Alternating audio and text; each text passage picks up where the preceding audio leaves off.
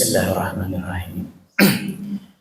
Assalamualaikum warahmatullahi wabarakatuh. Innal hamdalillah nahmaduhu wa nasta'inuhu wa nastaghfiruh wa na'udzu billahi min shururi anfusina wa min sayyiati a'malina. May yahdihillahu fala mudilla lahu wa may yudlilhu fala hadiya lahu. Ashhadu an la ilaha illallah wahdahu la syarika lah wa ashhadu anna Muhammadan abduhu wa rasuluhu la nabiyya ba'dah. Faqad qala Allah ta'ala fi kitabihil karim ba'da a'udzu billahi minasyaitonir rajim. Bismillahirrahmanirrahim. Wa ma khalaqtul jinna wal insa illa liya'budun. Dan tidaklah kami ciptakan, kata Allah, yang namanya jin dan manusia kecuali untuk beribadah. Wa qala Nabi sallallahu alaihi wasallam, al-kaisu man dana nafsahu wa 'amila lima ba'dal maut. Dan Nabi kita sabdakan bahwasanya orang yang cerdas, yang pintar, yang pandai adalah orang yang mampu mengendalikan dirinya dan mempersiapkan amal untuk kehidupan setelah matinya. Shadaqallahu azim wa sadaqa rasulihil karim wa nahnu 'ala dzalika minasyahidin wa syakirin walhamdulillahi rabbil alamin. Alhamdulillah, hadirin Bapak Ibu yang mulia dan dimuliakan oleh Allah Subhanahu wa taala. Bersyukur sampai detik ini Allah masih pilih sibukkan kita dalam perkara taat. Tiada nikmat terbesar yang Allah berikan kepada seorang hamba yang mana hamba ini dimudahkan untuk taat. Salawat serta salam tidak lupa kita sanjung agungkan pula selalu kepada Nabi kita, Nabi besar Muhammad sallallahu alaihi wasallam. Bapak Ibu yang dimuliakan Allah Subhanahu wa taala, sebagaimana kita ketahui kemarin bulan Rajab ada satu peristiwa luar biasa diperjalankannya seorang hambanya Allah, yakni kekasihnya Allah baginda Nabi besar Muhammad sallallahu alaihi wasallam dalam peristiwa Isra wal Mi'raj. Dalam perjalanan itu kita ketahui ada satu hadiah besar yang Allah berikan kepada Rasulullah dan umatnya, yang namanya perkara sholat. Yang mana kita sama-sama ketahui sholat ini tadinya diwajibkan, dibebankan kepada umat Muhammad SAW 50 waktu, dipotong jadi 5 waktu. Yang mana ketika disampaikan perkara ini kepada para sahabat radhiyallahu ajma'in saat itu, mereka siap melaksanakannya. Bapak Ibu, kami siap melaksanakannya. Nggak kebayang Pak, kalau 50 waktu itu hari ini terjadi, ya. Hari ini yang 5 waktu aja kadang masih nawar, baru tadi zuhur udah asar kata kita. Padahal 5 waktu. Kalau 50 waktu saya pernah hitung itu 24 jam kurang lebih 20 menit sekali azan nanti Pak. Ya, nggak sempet ngapa-ngapain kayaknya. Ya, mau keluar kerja manasin mobil azan, ibu-ibu mau ke pasar azan, belum ngapa-ngapain azan terus. Yang 5 waktu aja kita tahu. Tapi pertanyaannya, kenapa sahabat gembira walaupun 50 waktu sanggup, ada istiadat, ada kesiapan? Karena sahabat paham sholat ini hadiah besar yang diberikan oleh Allah sebagai alat tukar masalah, Pak. Karena manusia ini pasti punya masalah, betul? Coba angkat tangan, mohon maaf, yang gak punya masalah, ada gak Pak? Itu ada. Semua kita punya masalah dengan bebannya masing-masing. Kalau Bapak Ibu tahu masalah saya, nggak akan sanggup nggak ngadapinnya. Berat masalah saya. Tapi masalah Bapak Ibu juga kalau dibebankan ke saya nggak sanggup jalaninnya. Karena kita punya kadar masalah masing-masing. Tapi sebetulnya Bapak Ibu yang mulia, bukan perkara masalah yang perlu kita pikirkan. Yang penting adalah bagaimana cara menyelesaikan masalah. Maka sahabat paham. Ketika diberi kabar tentang perkara sholat, mereka paham ini alat tukar masalah. Dan Allah telah tegaskan sendiri dalam Al-Quran, wasta'inu bis sabri wa salah. Dan carilah, kata Allah, pertolonganku di dalam sabar dan sholat. Jadi sholat ini adalah alat tukar masalah, sekali lagi, baik dunia ataupun masalah akhirat. Masalah dunia ini kecil Pak, yang besar itu sebetulnya akhirat. Dunia ini masalahnya kecil. Apapun masalah kita, kesehatan, keluarga, ekonomi, percintaan, apalah masalah dunia ini kecil. Kenapa saya katakan kecil? Ada pemutus masalah yang namanya al-maut. Contoh, ada orang kena komplikasi penyakit, jantung, darah tinggi, stroke, diabetes, kanker otak. Waduh, berat itu dah. Satu lagi Pak, nggak ada duit. Waduh, lengkap sudah itu. Masalah kan? Besar. Rawat di Bandar Lampung nggak bisa, rujuk ke Jakarta. Jakarta juga lepas tangan, kirim ke Singapura katanya. Alatnya canggih, banyak orang obat ke sana. Di Singapura pun nggak bisa. Akhirnya dari Singapura kirim ke kubur, Pak. Nah, dari Singapura kirim ke kubur. Kalau sudah dikubur, Bapak Ibu yang mulia, masih mikirin darah tinggi, stroke, jantungnya nggak, Pak? Selesai. Ada pemutus masalah. Ada anak muda belum kerja, lamar sini ditolak, lamar sana ditolak. Terakhir datang lamaran dari Israel, pencabut nyawa. Masuk ke kubur masih cari kerjaan nggak dia, Pak? Selesai. Nggak ada lagi masalah.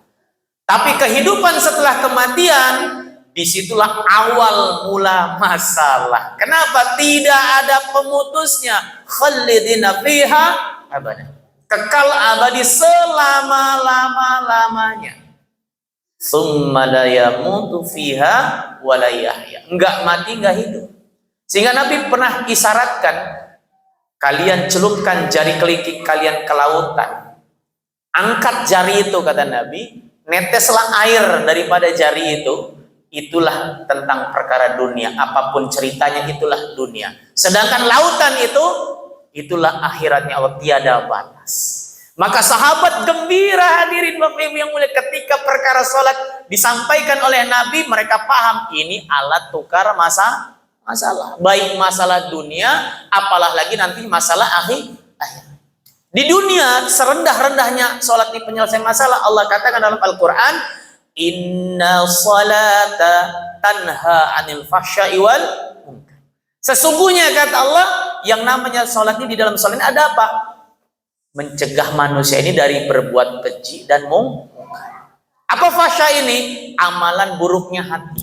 Mungkar, amalan buruknya badan.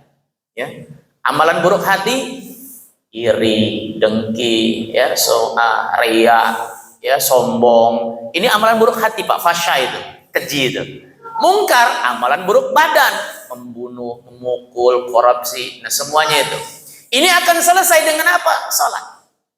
Timbul pertanyaan tapi hari ini, tapi Mas katanya sholat menyelesaikan masalah, nggak berbuat maksiat. Itu orang sholat tiap hari juga maksiatnya juga banyak, saya lihat. Baru pulang haji malah kemarin ketangkep katanya. Pak, Bu, ini salah nggak kira-kira ayat ini? Kan gitu. Timbul pertanyaan, kita mudzakarah ini. Saya kasih analogi biar mudah. Gula itu rasanya manis dulu.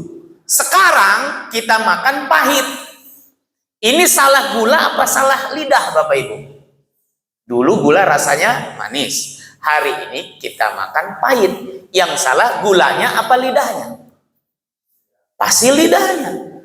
Kita cicip pahit terus keliling kampung teriak-teriak, gula pahit, gula pahit. Kena marah sama orang kampung, Pak. Kamu yang sakit lidah kamu itu. Gula mah manis, kata orang kampung. Ya kan, sepakat semuanya juga. Begitu juga Allah katakan, inna salata tanha anil fahsya'i wal munkar. Sesungguhnya salat mampu mencegah perbuatan keji dan mungkar.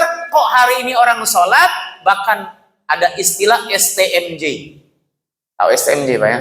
Salat terus maksiat jalan. Sholat mah sholat, maksiat mah maksiat. Ini salah ayatnya apa sholatnya gini atau orangnya gitu. Maka ulama bagi tahu bukan perkara sholatnya yang salah, orangnya belum benar sholat. Ya, kalau sholatnya benar, sebagaimana Nabi katakan, "Shallu kama ra'aitumuni usalli." Sholatlah kalian sebagaimana kalian melihat aku sholat. Jadi sholatnya harus mirip, Bapak Ibu, dengan sholatnya Rasulullah. Kalau nggak mirip, mohon maaf, hasilnya pun beda. Nabi katakan dalam satu hadis, miftahul jannah as-shalah. Kuncinya surga adalah sholat. Jadi sholat ini di dunia jadi kunci penyelesaian masalah, di akhirat pembuka surga. Kunci, Pak. Alat tukar nih. Tapi yang namanya kunci, biar mudah nih. Kunci mereknya sama, Yamaha, Honda, Suzuki, BYD, terserah lah mana. Tapi kan ada geriginya, betul nggak, Pak? Yang namanya kunci itu ada apa? Geriginya. Kalau geriginya nggak sama, kebuka nggak itu kendaraan? Nggak, mereknya sama. Beda gerigi, nggak bisa kebuka. Kecuali kunci T, nggak tahu saya. Tahu ya kunci T ya, yang lurus itu. Punya begal punya itu apa aja kebuka sama dia. Walaupun merek mau apa aja bisa dia. Nah, ini kita bicara kunci yang normal nih. Harus ada geriginya. Maka ulama bagi tahu kuncinya sholat tadi, surga itu kuncinya sholat tadi kuncinya ada geriginya. Geriginya apa? Ya hadis Nabi tadi. Shallu kama. Kama ini sebagaimana, maksudnya harus mirip dengan Nabi. Banyak yang timbul pertanyaan juga. Katanya harus sama, Mas, tapi kok di praktek lapangan banyak yang beda.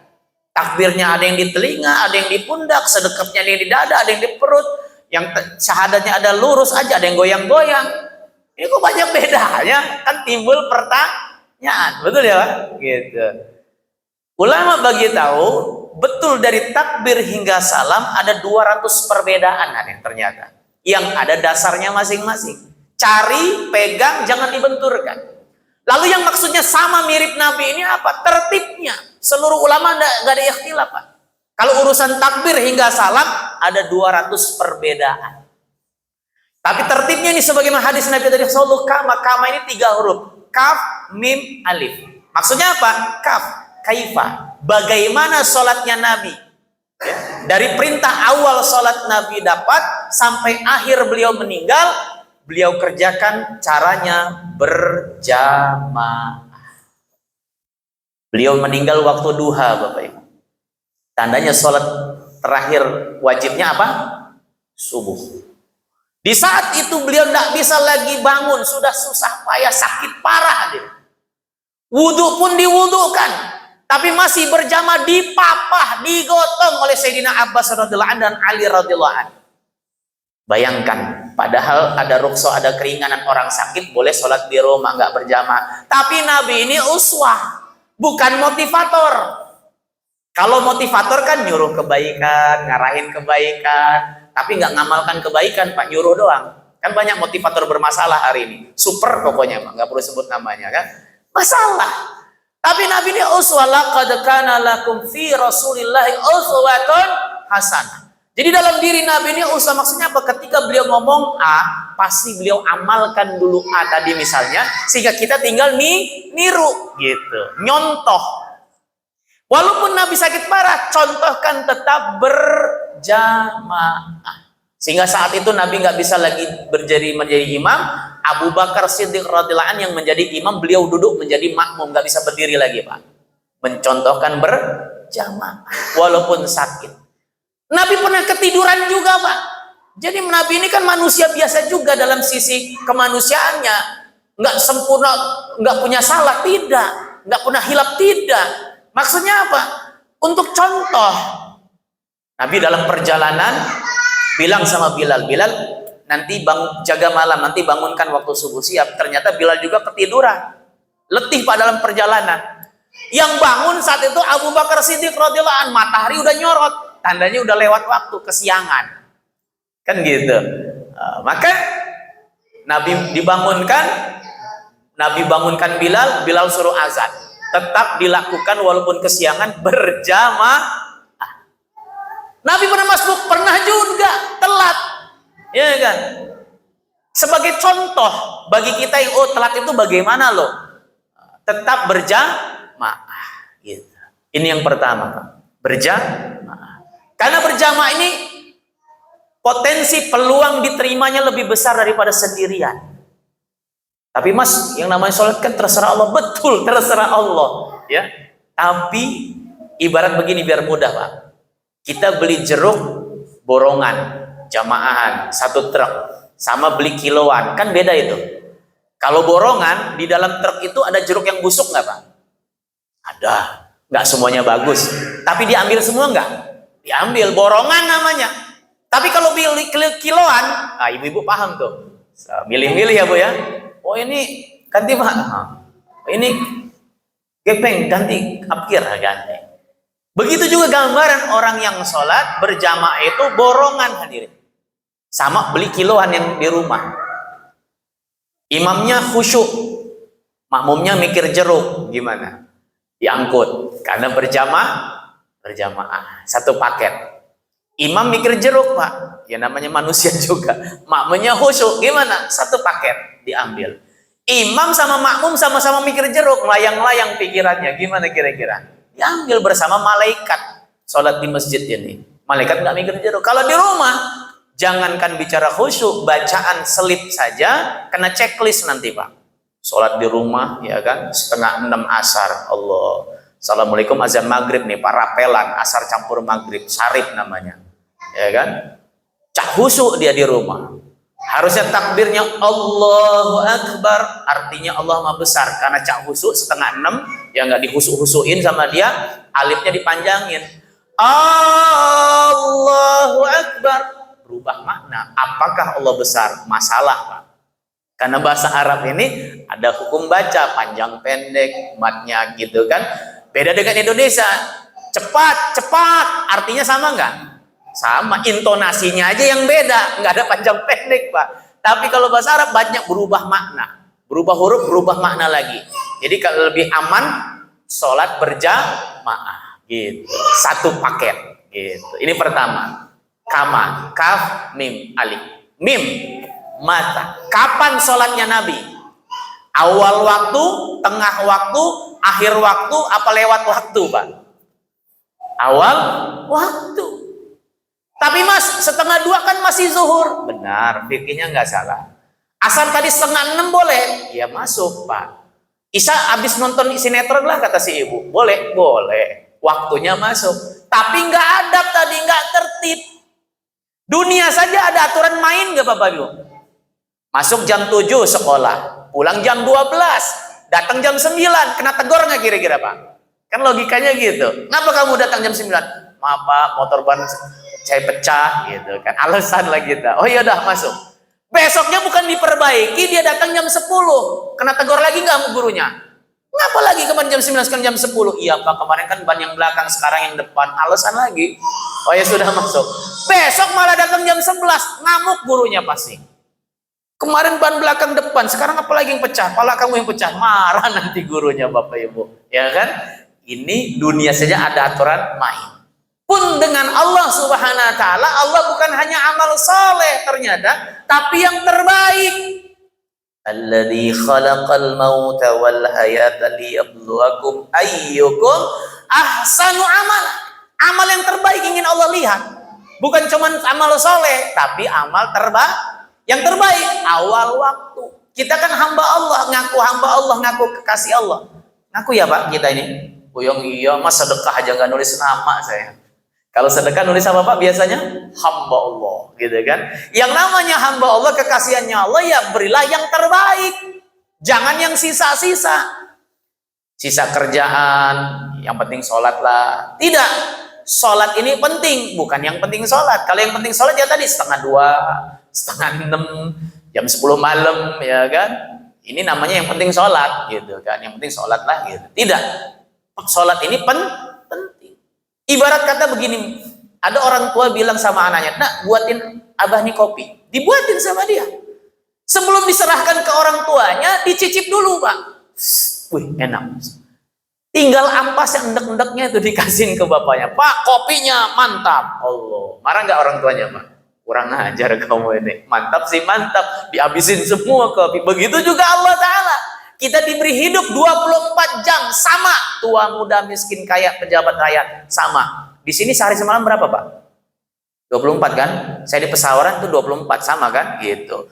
Tandanya kita sama. Maka dari 24 jam tadi Allah minta 5 waktu tadi. Ya enggak? Jangan dikorting-korting lagi Pak. Udah potongannya udah banyak itu tadi 50 waktu. Itu yang terbaik. Ada yang sholat sehari semalam 1 jam, ada nggak Pak? Satu sholat. Udah wali betul itu Pak. 1 jam ya, qobliyah, ba'diyah, sholat wajibnya, zikir, wirid, doa, 1 jam. Hebat lah itu Pak. Ya. Itu pun baru 5 kali, dikali 1 jam, baru 5 jam. Kita mau hitung-hitungan kan?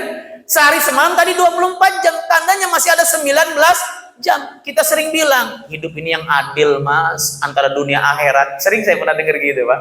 Ya, jangan ngoyo-ngoyo amat, jangan fanatik-fanatik amat. Islam ini harus seimbang.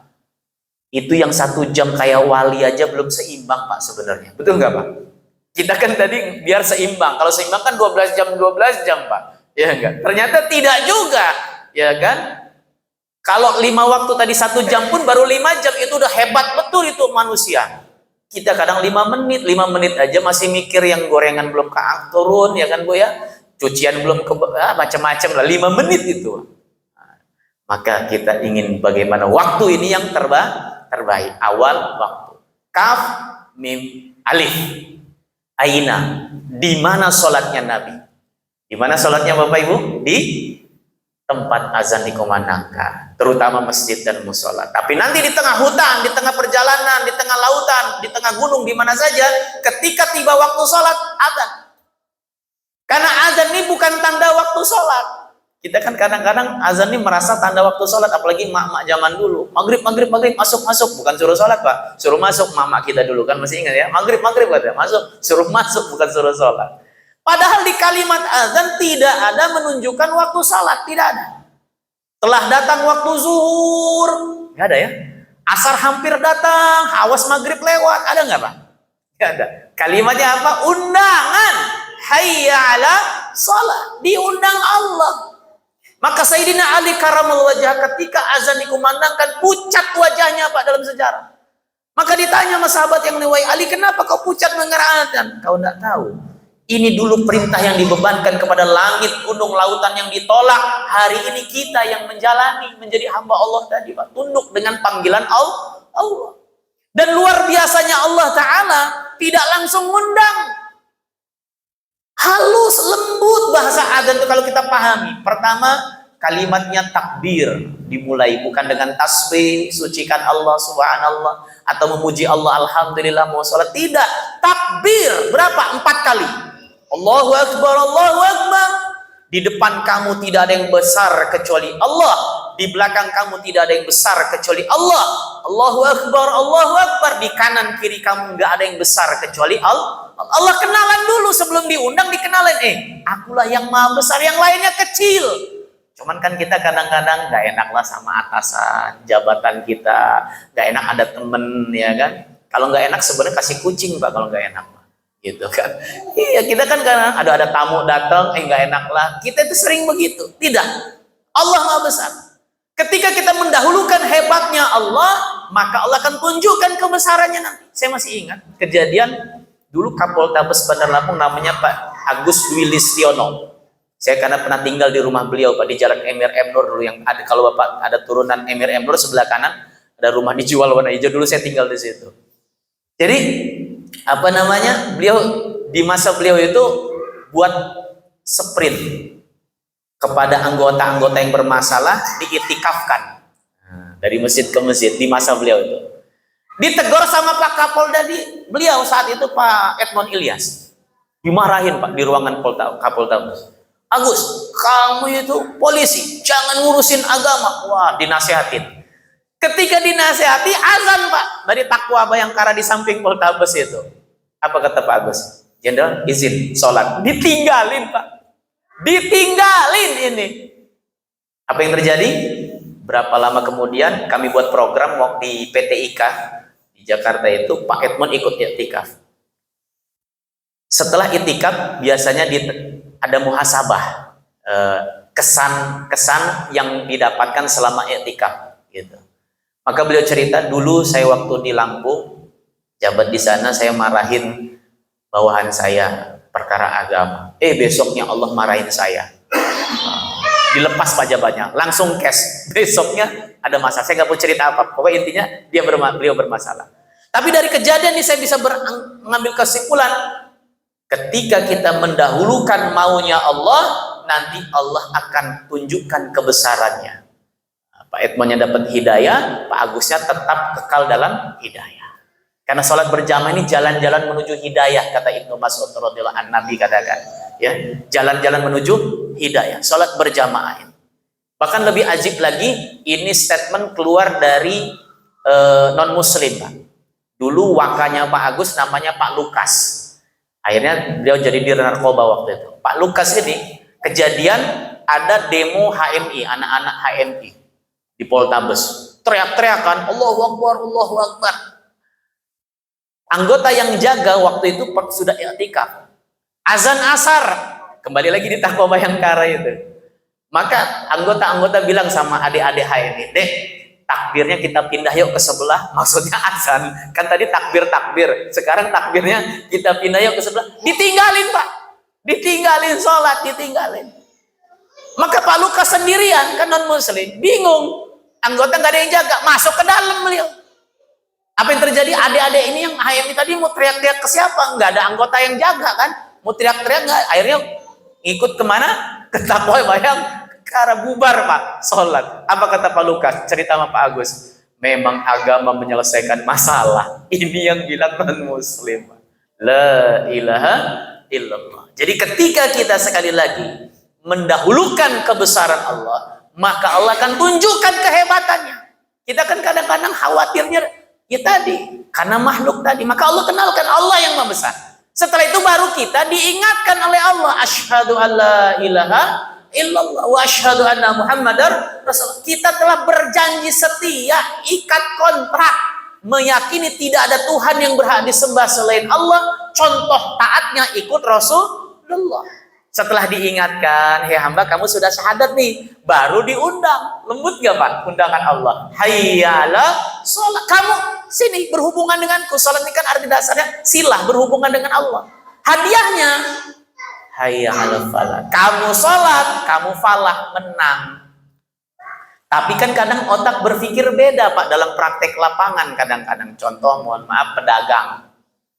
Pagi buka lapak sampai jam 11 sepi, kalau kata tukang ojek itu anyep Pak, nggak ada yang datang gitu kan.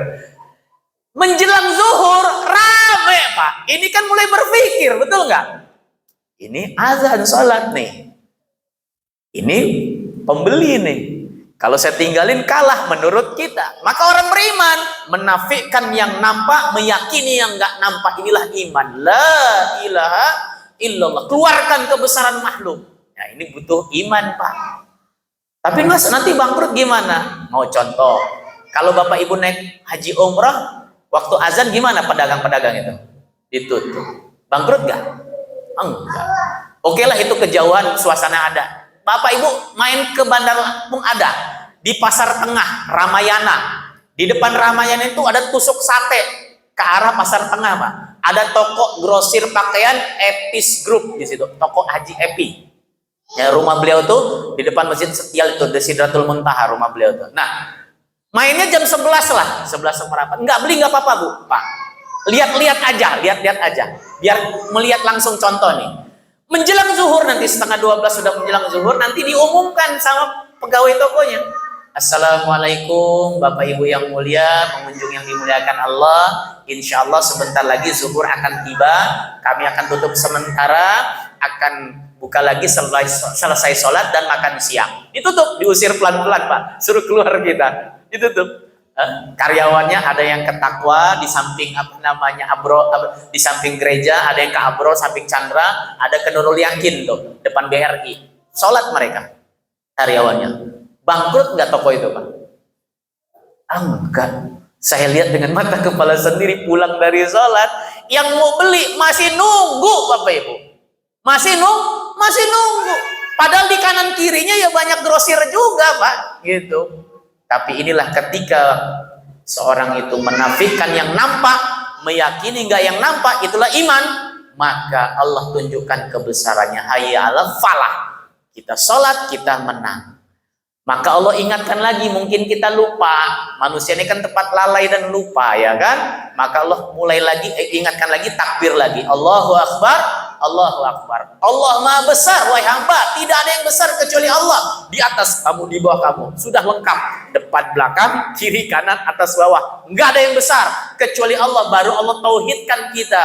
La ilaha illallah. Tidak ada yang bisa memberikan manfaat. Tidak ada yang bisa memberikan mudarat illallah, kecuali Allah. Maka ini kalau kita paham azan sebetulnya kelar urusan hidup dunia ini Pak. Cuma karena ini perlu iman yang kuat, meyakini perkara ini, hadirin yang dimuliakan Allah Ta'ala. Inilah tertib sholatnya Nabi tadi. 3 perkara tadi. Berjamaah, awal waktu, di mana azan dikumandangkan. Maka 3 tertib ini pasti akan ada hasil. Maka orang-orang yang bermaksiat, itu cek lagi sholatnya. Pasti 3 tertibnya ini bermasalah, Pak.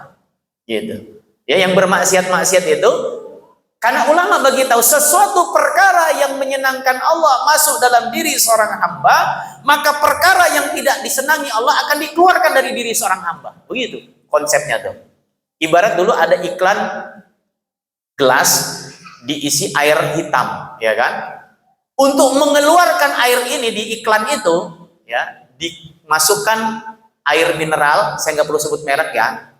Ujungnya A itu dimasukin, lama-lama air yang hitam itu keluar, ya, karena air putihnya masuk, lama-lama berubah abu-abu, lama-lama bening. Itu gambaran begitu Bapak Ibu yang mulia. Diri kita bermaksiat, bermasalah, betul, kita nggak menafikan perkara itu.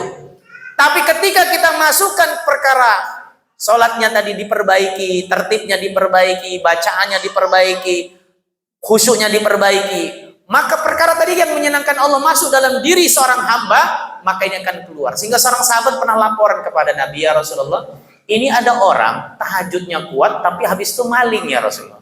Laporan. Nabi gak marah, tapi Nabi katakan sholatnya akan mencegah dia dari perbuatan itu. Tandanya apa? Ketika orang bermaksiat, cara tercepat, cara termudah untuk jadi baik, perbaiki hubungannya dengan Allah. Terutama tadi yang Nabi katakan, sallu kama ra'aitumuni usolli, salatlah kalian sebagaimana kalian melihat aku salat. Apa yang dilihat? 3 tertib tadi. Maka tidak ada ulama yang ikhtilaf, Pak. Kalau takbir sampai salam itu banyak perbedaan kan tadi. Tapi kalau urusan 3 tertib ini, mau mazhab apapun, yakin Nabi sholatnya berjamaah, awal waktu, di mana azan dikumandangkan, tertibnya sama. Maka sholat seperti ini baru nanti ada hasil. Yang terendahnya tadi mencegah perbuatan keji dan munkar, naik tingkat lagi menjadi alat tukar masalah. Sehingga sahabat dulu kalau ada masalah sholat, hadir. Contoh dalam kisah hayatus sahabat itu Sayyidina Ali, ya, pulang nggak ada makanan, sholat, minta sama Allah Subhanahu Wa Taala. Selesai itu tanya lagi, ya Fatimah sudah ada makanan? Belum, sholat lagi. Ya enggak, meyakini mungkin sholatnya belum benar di hadapan Allah. Kita kadang-kadang sudah ngadep, belum dapat, baru ngadep berapa kali, sudah putus asa, kecil hati. Udah sholat saya ini, udah ibadah saya ini, udah doa saya ini. Kadang-kadang kalimat itu yang keluar malahan, putus asa. Sehingga Nabi katakan orang itu akan diterima permintaannya kalau dia nggak tergesa-gesa. Maka sahabat tanya, ya Rasulullah, tergesa-gesa itu yang bagaimana maksudnya? Dia sudah mohon doa, tapi dia berkata, saya sudah doa tapi belum diterima sama Allah. Nah ini tergesa-gesa, belum waktunya, sudah putus asa. Maka Sayyidina Ali sholat lagi, perbaiki lagi khusyuknya, perbaiki hubungannya dengan Allah, sholat hajat. Selesai itu masih belum, perbaiki lagi sampai 3 kali. Apa yang terjadi? Kisaran gandum yang lama nggak berputar, menggiling gandum berputar, keluar gandum. Bingung Sayyidina Ali, dibuka nggak ada isi, Pak. Laporan kepada Rasulullah SAW, apa kejadian itu? Maka kata Nabi, ini ada rezeki yang Allah kirim kepadamu. Wa may yattaqillaha yaj'al lahu mahraja wa yarzuqhu min haitsu la yahtasib. Dapat pengalaman iman Bapak Ibu.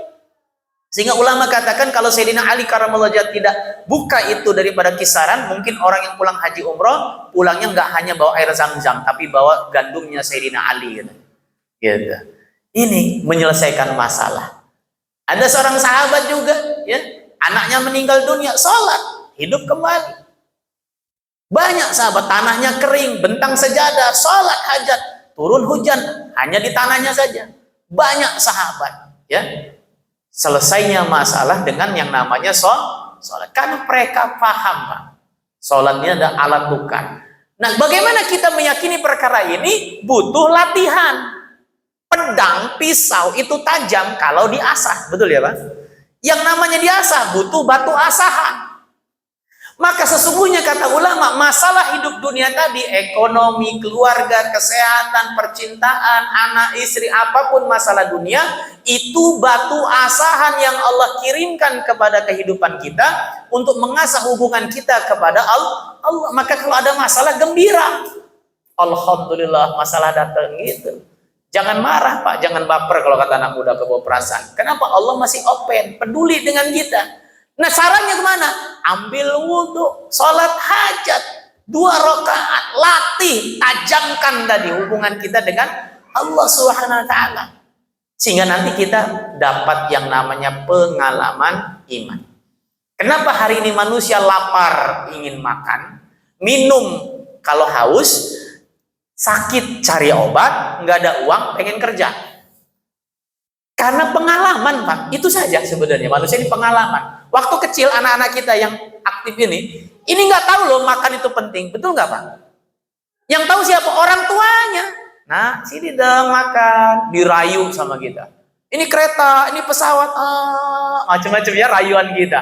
Nggak mau dipaksa, makan kesel kita, gitu kan? Dipaksa dia. Nah, anak ini ketika sudah dirayu, dibujuk, dipaksa, ketika besar pengalaman makan lagi. Ketika sudah besar perlu dibujuk, dirayu lagi nggak Bapak Ibu untuk makan minum? Nggak perlu. Kenapa? Sudah ada pengalaman. Sakit pun gitu. Kita lihat ada iklan, kita lihat teman berobat, segala macam. Pengalaman Pak, apa yang dia lihat, apa yang dia dengar, apa yang difikirkan, apa yang dibicarakan hari-hari, ini jadi pengalaman hidup. Nah kita inginkan, ulama bagi tahu, pengalaman berhubungan dengan Allah Pak. Bukan cuma berkata saya beriman kepada Allah, tapi belum pernah praktek hubungan Allah. Maka Allah katakan, apakah mereka dikatakan beriman sebelum datangnya ujian kepada mereka? Ya, kesempitan hidup segala macam. Maka kesempitan apapun masalah tadi, ini alat yang Allah berikan untuk mengasah. Nah asanya tadi ya ambil wudhu, sholat hajat. Nah, maka banyak sholat ketika kita bermasalah. Ya kan? Ada masalah galau hati, ada istikharah. Menentukan satu perkara yang mana sih? Ini sholat istikharah. Ada alatnya. Lagi nggak ada uang segala macam, anak sakit, ada sholat hajat. Minta kepada Allah. Lagi dalam perjalanan, musafir lagi safar, ada sholat jamak, sholat qadar. Ya kan? Ingin berkah hidup, ada duha. Ingin bagaimana mulia kehidupan, ada sholat tahajud. Banyak alat-alatnya tadi. Dan ini kapan? Kalau kita praktek, baru nanti dapat pengalaman iman. Setelah tertibnya diperbaiki, ulama bagi tahu, hadirkan khusyuk Pak. Penting. Karena sholat ini bukan hanya ruku, sujud, salam, bubar. Tidak. Hadirkan. Sehingga sholat tertinggi itu bukan hanya mencegah perbuatan keji dan mungkar, jadi alat tukar masalah. Tingkat tertinggi sholat Nabi katakan, as-salatu mi'rajul mu'minin. Salatnya akan menjadi mi'raj dia, hubungan dia dengan Allah. Kalau bahasa anak muda-mudanya, tempat curhatnya, Bapak. Ya. Nabi katakan qurratu ain fi shalah, basahnya mataku, pelipur mataku di dalam salat. Nabi diceritakan kalau salat, Masya Allah, kakinya bengkak, Pak. Matanya sembab, nangis. Berapa lama? Pernah Nabi sholat ba'da isya, berhentinya adzan subuh. Allah, kebayang gak kira-kira? Satu ayat diulang-ulang oleh beliau. In tu'adzibuhum fa innahum ibadu wa in taghfir lahum fa innaka antal azizul hakim. Ini ayat yang diulang, Nabi memikirkan umat. Karena Nabi ini capek hari-hari bujuk umat untuk masuk surga, malam minta hidayah kepada Allah. Sampai bengkak kakinya, matanya sembab. Wa minal laili fatahajjat. Salat malam, salat hajat. Sebagai apa? Nafilah, ibadah tambahan. Ya. Maka beliau, Masya Allah, dari isya sampai subuh, nggak kebayang Pak. Kita kadang-kadang terawih nanti ya, Ramadan ini terawih, imam 1 juz, yang di belakang kode-kode Pak, biasanya batuk-batuk lah, gitu kan, biar cepat Pak Imam, jangan lama-lama, itu baru 1 juz. Gimana Nabi SAW dari ba'da isya sampai adzan subuh, Bilal mengumandangkan azan. Kenapa? Nikmat Pak. Kalau bahasa mudanya gini, PW, tahu PW Pak ya? posisi wena, nggak mau digeser Pak. Orang kan kalau udah posisinya wena, duduk di sesuatu tempat, nggak mau digeser, akhirnya nanti PAW gitu kan. Banyak kan hari ini udah PW kena PAW, tahu kan? Pergantian antar waktu gitu kan. Nah itu gambaran Nabi itu nikmat dalam salat. Dulu saya belum paham Pak. Bahkan ada dalam kisah-kisah yang saya baca itu orang-orang soleh pakai wudhu sholat isya untuk sholat subuh bertahun-tahun. Saya nggak nyambung waktu itu kalau baca-baca kisah itu. Kok bisa ya? Kuat amat ya. Pakai wudhu, tandanya dia nggak tidur. Kalau tidur kan batal wudhunya. Dia memakai wudhu isyanya dipakai untuk sholat subuh. Tandanya nggak tidur. Dulu saya nggak nyambung Pak perkara ini. Tapi seiring perjalanan Allah kasih paham. Alhamdulillah. Saya punya teman ya pernah curhat, wih ngantuk bener loh Pat. Kenapa Mas? Nggak tidur nih 3 hari 3 malam. Ngapain? Main game online katanya. Saya bukan bicara game online-nya. Saya tanya, jadi nggak berhenti main terus. Berhentinya cuman waktu kamar mandi aja sama makan katanya. Habis itu main lagi. Dari situ sih saya bisa tarik kesimpulan, jasad manusia ini kuat ternyata Pak. Kuat. Lek-lekan gitu kan, melek malam gitu kalau orang kan jagongan gitu, kuat ternyata. Tapi baru nikmat kuat dalam maksiat, belum nikmat dalam taat. Maka Nabi katakan, pelipur mataku qurratu ain fis shalah, di dalam salat. Jadi salatnya sudah terasa nikmat. Inilah as-salatu mi'rajul mukminin. Salatnya menjadi mi'raj dia, hubungan dia dengan Allah. Maka ini harus hadirkan khusyuk, latih dulu. Kehusyuan yang diinginkan adalah bagaimana kita dalam sholat itu merasa di hadapan Allah, setidak-tidaknya merasa dilihat Allah. Dari kapan? Dari takbir hingga salam Bapak Ibu. Dari takbir hingga salam. Setidak-tidaknya, jangan sampai naudzubillah dari takbir masuk pasar, gerakan bacaan sholat keliling pasar, keliling-keliling cek barang, assalamualaikum, keluar pasar, dari takbir hingga salam nggak ingat Allah. Kalau sholat seperti ini nanti dilipat seperti kain yang buruk kata Nabi, dilemparkan lagi kepada yang sholat dan mendoakan keburukan bagi orang yang sholat. Jadi jangan heran hari ini kenapa sih umat Islam ini kok hari demi hari dapat masalah terus. Ya sebenarnya bukan apa-apa, karena hubungan kita dengan Allahnya belum baik Pak. Sekitar kita ini tadi, apa saja tadi, itu akan baik kalau hubungan kita dengan baik. Ketika hubungan buruk, maka Allah akan buat buruk sekeliling kita. Maka ini penting, khusyuk dalam sholat juga. Dari takbir hingga minimalnya kata ulama, ada 3 tempat nih. Penting betul hadirnya rasa ini. Merasa di hadapan Allah, merasa dilihat Allah. Kapan? Pertama ketika takbiratul ihram. Pasang niat di awal. Itu harus hadir rasa itu. Yang kedua ketika kita baca iyyaka na'budu wa iyyaka nasta'in. Hanya kepadamu lah ya Allah kami menghamba taat dan hanya kepadamu lah kami meminta. Ini kita hadirkan rasa itu tadi. Terakhir ketika kita syahadat, asyhadu alla ilaha illallah. Hadirkan rasa itu. Ini minimalnya. Kalau seperti ini nanti kalau ada lupa sama Allah dalam perjalanan, hilaf, ini dimaafkan kata Allah, dimaafkan.